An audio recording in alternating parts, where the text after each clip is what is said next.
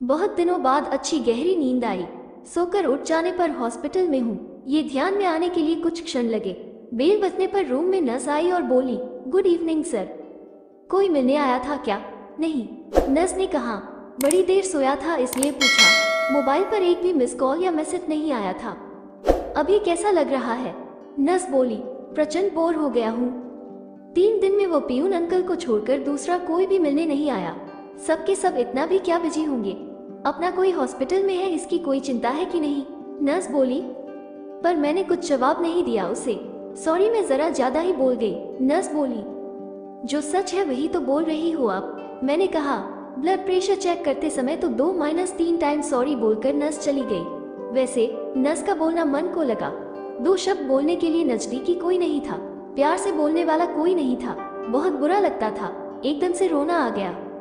मन भर आने के बाद शर्ट की स्लीव से आंखें पोंछी।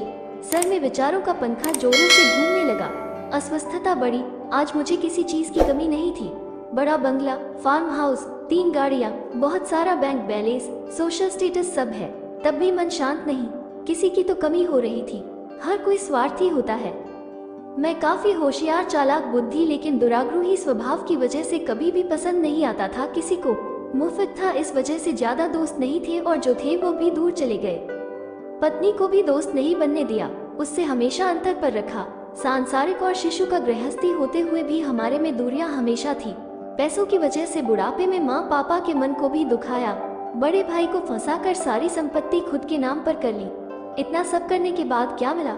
ज्यादा पैसों के साथ विकृत समाधान और कांटे जैसा चुभने वाला अकेलापन। ये सब विचार से सिर घूम रहे थे। खुद पर बहुत गुस्सा आ रहा था। मन हल्का करने की इच्छा हो रही थी। पत्नी को फोन किया, पर डिस्टर्ब मत करो और कुछ चाहिए होगा तो मैसेज कर देना, ऐसा बोलकर उसने फोन काट दिया। जवानी के दिनों में भी साथ नहीं रहने वाले बेटे से बोलने का तो सवाल ही उठता नहीं। फोन नंबर देखते समय भैया के फोन नंबर पर नजर रुकी। वापस यादों की भीड़। भैया का नंबर डायल किया पर तुरंत कट कर दिया। वजह हमारे बीच का ना बोलना। 3 साल पहले हमारा बहुत बड़ा झगड़ा हो गया था। उसके बाद बड़प्पन दिखाकर भैया ने सब कुछ भूलना चाहा, पर मेरा ईगो बीच में आ गया। इसलिए अब मुंह खोलने की हिम्मत नहीं हो रही थी। तब भी बोलने का मन हो रहा था। बाद में हिम्मत करके नंबर डायल किया और आंखें बंद कर ली। फोन उठाने के बाद भैया की आवाज आई, भैया मैं बोल रहा हूँ। अभी तक नंबर डिलीट किया नहीं क्या तूने? छोड़, कैसा है तू? फोन क्यों किया? तभी मैं भैया को बोला, आपका गुस्सा समझ सकता हूँ भैया, बहुत गलत बर्ताव किया मैंने आपके साथ। मीठी मीठी बातें करके फंसाया आपको।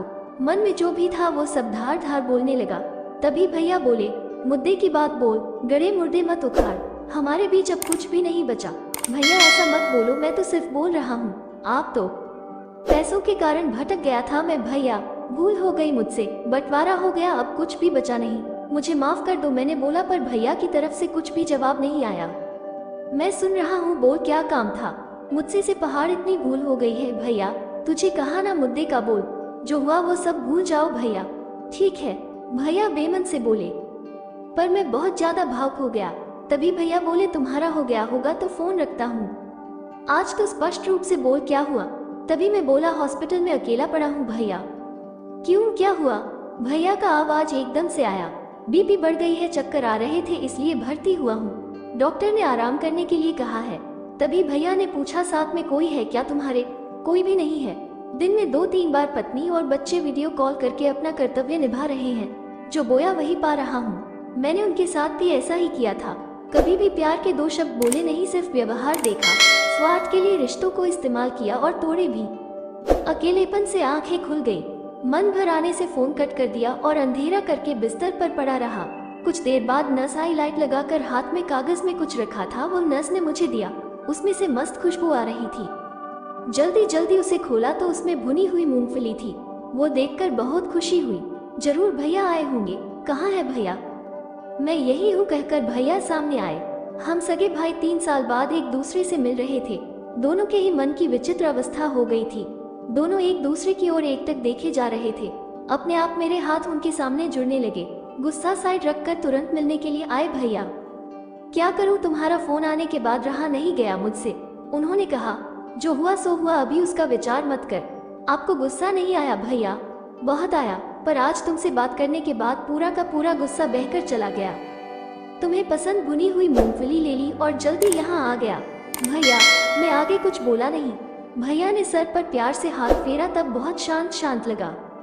गुस्सा कभी भी रिश्तों से ज्यादा बड़ा नहीं होता, पुरानी बातों को चिपक कर रहने का दर्द खुद को ही ज्यादा होता है।